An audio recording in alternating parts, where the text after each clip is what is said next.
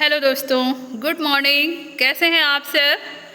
आज है 11 जुलाई 2026। हम लेकर आ गए हैं पुनः आप लोग के समक्ष द हिंदू न्यूज़पेपर का मुख्य खबर को।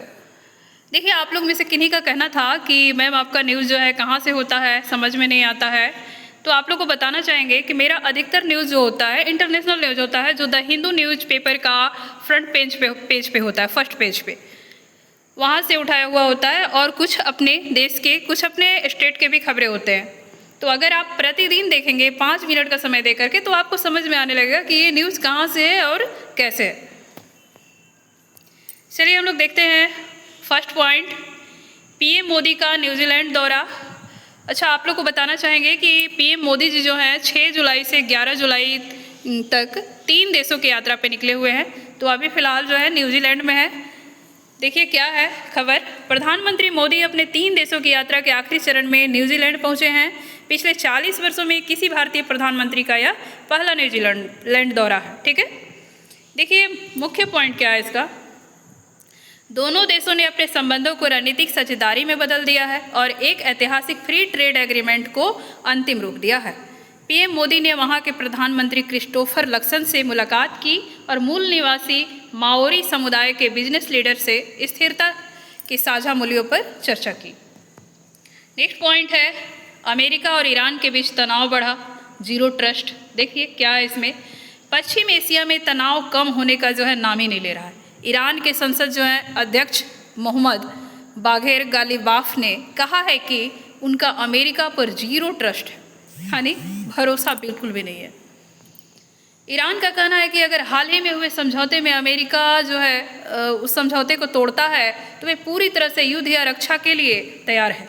इस बीच ईरान पर कुछ रहस्यमयी हवाई हमले भी हुए हैं, जिसकी जिम्मेदारी किसी देश ने नहीं ली है। नेक्स्ट पॉइंट है, टेक वर्ल्ड में बड़ा विवाद, एप्पल ने ओपन एआई पर किया मुकदमा। देखिए क्या है खबर। दिग्गज टेक कंपनी एप्पल ने एआई कंपनी ओपन एआई पर कैलिफोर्निया की कोर्ट में जो है मुकदमा दायर किया है। क्या है बिंदु। देखिए, एप्पल का आरोप है कि ओपन एआई ने उसके सीक्रेट और व्यवहारिक रहस्यों को चुराने के लिए एप्पल के कर्मचारियों को गलत तरीके से अपने पाले में किया, ताकि वे खुद का कोई कंज्यूमर हार्डवेयर डिवाइस बना सके।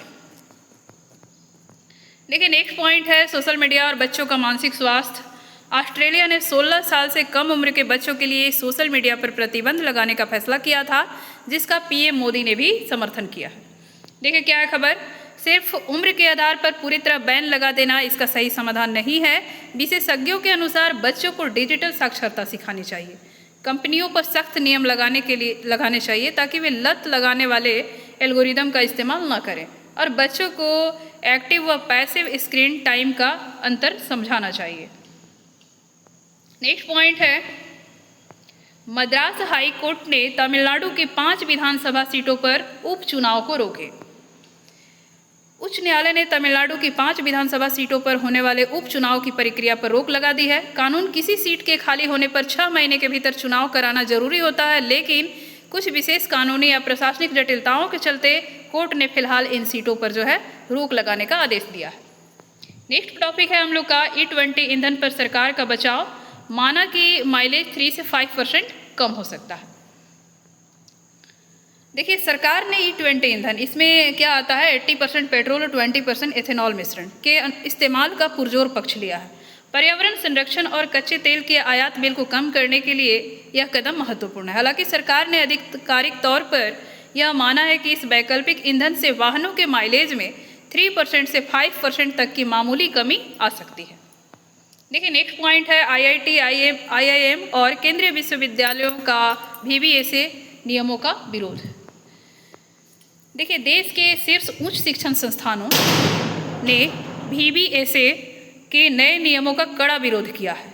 इन स्वायत्त संस्थानों का तर्क है कि इस प्रकार के केंद्रीयकृत नियामक ऑडिट से उनकी एकेडमिक स्वतंत्रता और परिचालन स्वायत्तता जो है प्रभावित होगी। देखिए और भी क्या खबर है। जेल में 30 दिन रहने पर बड़े पदाधिकारियों को निलंबित करें, हटाएं नहीं। ये संसदीय समिति का जो है पक्ष है। देखिए क्या है, संसद की एक संयुक्त समिति ने समीक्षा के बाद सिफारिश की है कि यदि कोई प्रधानमंत्री, मुख्यमंत्री, मंत्री या उच्च अधिकारी लगातार 30 दिनों तक न्यायिक हिरासत में रहता है तो उसे पद से पूरी तरह हटाने के बजाय निलंबित किया जाना चाहिए ताकि दोष सिद्धि से पहले कानूनी संतुलन जो है बना रहे। नेक्स्ट पॉइंट है अल्कोहल शराब युक्त दवाओं को विनियमित करने के लिए सरकार नियमों में करेगी थोड़ी बदलाव। देखिए क्या है, कफ सिरप और कुछ विशेष एलोपैथिक आयुर्वेदिक दवाओं में अल्कोहल की मात्रा जो है ज़्यादा होती है, जिसका अक्सर नशे के रूप में दुरुपयोग किया जाता है। इसे कड़ाई से रोकने के लिए केंद्र सरकार ड्रग्स एंड कॉस्मेटिक्स रूल्स में संशोधन करने जा रही है ताकि इसकी बिक्री और प्रिस्क्रिप्शन पर कड़ी निगरानी रखी जा सके। देखिए झारखंड से है कुछ न्यूज़। झारखंड एआई नीति 2026 से 2031 का रोड मैप जारी हुआ है। देखिए झारखंड सरकार ने राज्य के देश का प्रमुख एआई संचालित गवर्नेंस हब बनाने के लिए झारखंड एआई नीति 2026 से 31 का एक आधिकारिक रोड मैप पेश किया है। इसके तहत अगले 5 वर्षों में 1150 करोड़ रुपए का निवेश किया जाएगा और रांची में 100 एकड़ से अधिक बड़ा आईटी और एआई पार्क विकसित किया जाएगा। देखिए नेक्स्ट पॉइंट है झारखंड से ही है। कृषि निर्यात में बड़ी सफलता, झारखंड के आम्रपाली आम पहुंचे दुबई। देखिए क्या है, राज्य के कृषि निर्यात को बढ़ावा देने के लिए गुमला और देवघर जिलों की महिला किसान उत्पादक कंपनियों द्वारा उत्पादित आम्रपाली आम की पहली बड़ी व्यावसायिक खेप को दुबई के लिए रवाना किया गया है। इससे स्थानीय जनजाति किसानों की आय में बड़ा सुधार होगा। नेक्स्ट पॉइंट है देखिए झारखंड हाई कोर्ट का ऐतिहासिक निर्णय, आईआईटी आईएसएम धनबाद के कर्मियों को राहत। झारखंड उच्च न्यायालय ने एक महत्वपूर्ण फैसला सुनाते हुए आईआईटी आईएसएम धनबाद के 7 दैनिक वेतनभोगी कर्मचारियों को अस्थायी करने का आदेश दिया है और लंबे समय से लंबित इस मामले में लापरवाही बरतने पर प्रबंधन को कड़ी फटकार लगाई। नेक्स्ट पॉइंट है मौसम को लेकर, पूरे राज्य में भारी मानसून भारी बारिश का अलर्ट है। मौसम विभाग के अनुसार झारखंड में मानसून जो है पूरी तरह से सक्रिय है। राजधानी रांची, जमशेदपुर, धनबाद, बोकारो और संथाल परगना के जिलों में मूसलाधार बारिश का दौर जारी है। किसानों को वज्रपात से बचने की सलाह दी गई है। चलिए आज के लिए बस इतना ही। हम लोग पुनः मिलते हैं कल द हिंदू न्यूज़पेपर के साथ। तो आप लोग यहाँ 5 मिनट का समय दें और जाने देश विदेश की खबरों को।